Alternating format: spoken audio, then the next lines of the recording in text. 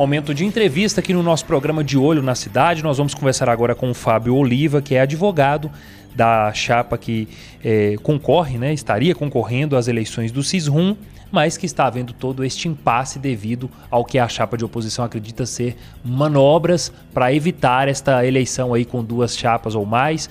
Fábio, explica pra gente, doutor, primeiro sobre a importância, né, do Cisrum aí para o atendimento à comunidade. O Cisrum é um consórcio de municípios que reúne 85 municípios que são responsáveis pela manutenção do serviço de atendimento móvel de urgência na região, o SAMUS. E todas essas pessoas que necessitam de um atendimento do SAMU, que eventualmente precise acionar o SAMU para acudir alguém, para atender alguém em uma situação de acidente e tudo mais, depende do Cisrum, porque é ele que administra o SAMU, é ele que faz o concurso para contratar o pessoal que trabalha no SAMU, é ele que gerencia todo esse sistema de atendimento móvel de urgência. Doutor, explica para a gente então sobre este impasse, né? Quais foram esses procedimentos, então essas manobras para evitar essa eleição aí com duas chapas? Olha, o que está acontecendo é o seguinte: o atual presidente do Cisrum, que é o prefeito de Porteirinha, ele tem feito, juntamente com o auxílio de alguns empregados do Cisrum que ocupam cargos comissionados, ou seja, cargos que não precisam de contratação mediante concurso, ele tem feito uma série de manobras para que ele tenha chapa única e ele é candidato à reeleição.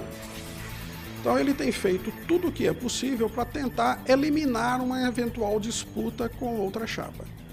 O prefeito de Clara dos Poções, Norberto, montou uma chapa para concorrer ao Cisrum e a registrou no dia 14 de dezembro, que era o prazo final, e no dia 17 fomos surpreendidos com a informação de que a chapa dele foi recusada, porque 4 municípios que participam da chapa de oposição estariam inadimplentes com o Cisrum.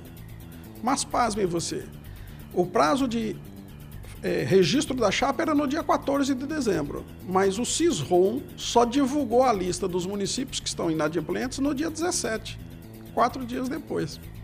Então é um absurdo que isso aconteça, porque se tivesse divulgado antes, os prefeitos que saberiam que estariam inadimplentes, que estariam na lista de inadimplentes, poderiam ter ido lá, quitado algum débito e ficado adimplentes para poder concorrer.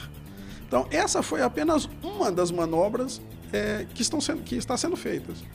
E o interessante é que o estatuto do Cisrum, que é, vamos dizer assim, a lei máxima do Cisrum, não prevê essa data para que o prefeito pague e fique quites para poder concorrer às eleições. Por exemplo, igual ele colocou 14 de dezembro. O estatuto diz que os prefeitos têm que estar quites até 12 meses antes da eleição. Então é isso que está no estatuto e isso não está sendo seguido. Então são vários tipos de manobras, vários tipos de subterfúgios. E detalhe, o prefeito de Pedras de Maria da Cruz, Sebastião, em novembro, fez um ofício ao Cisrum solicitando a lista de municípios inadimplentes e qual era o débito.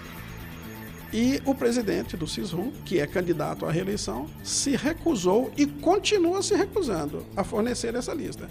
Ele não forneceu antes e não forneceu depois desse prazo. Aliás, essas informações de cidades inadimplentes, elas deveriam ser abertas ao público? Sim. Primeiro que toda informação produzida com dinheiro público, ela é pública. É o que reza a Lei de Acesso à Informação, a Lei 12.527 de 2011. E qualquer cidadão, não só os prefeitos, mas qualquer cidadão que queira saber dessa lista, pode protocolar um ofício no Cisrum e ter acesso a ela. Inclusive vereadores que queiram verificar se o seu município está pagando o Cisrum, está em dia, para poder ter a continuidade do serviço do SAMU. Inclusive qualquer cidadão, eu ou você, que queira saber se Montes Claros está em dias com o Cisrum para saber se o serviço do SAMU não será interrompido por eventual falta de pagamento. Então qualquer cidadão tem direito a acesso a essa informação. Mas o atual presidente do Cisrum transformou isso numa caixa preta que ninguém tem acesso. Qual é o procedimento, quais têm sido as ações aí da chapa de oposição que quer concorrer à eleição?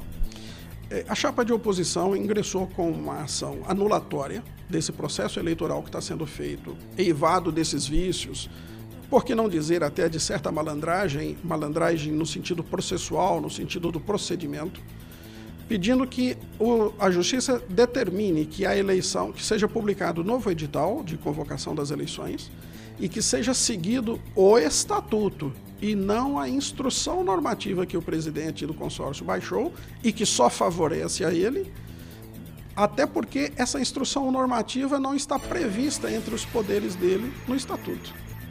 As eleições do CIS1 acontecem quando? Essas eleições foram convocadas para o dia 18 de janeiro, a posse no dia 28 de fevereiro, e se o Poder Judiciário acolher o pedido da chapa de oposição, provavelmente vai ter que ser convocada nova eleição. Pode ser para a mesma data ou para uma data posterior, mas dentro do mês de janeiro, porque o Estatuto diz que essa Assembleia tem que ser realizada em janeiro. Nós conversamos então com o Fábio Oliva, advogado da chapa de oposição, né? A chapa que espera aí que essa situação, esse imbróglio seja resolvido o quanto antes. Exatamente. Por quê? Porque quanto mais transparência, melhor. E isso vale em qualquer atividade, qualquer serviço, principalmente na área pública. E o que está vendo no CIS1 é a absoluta falta de transparência.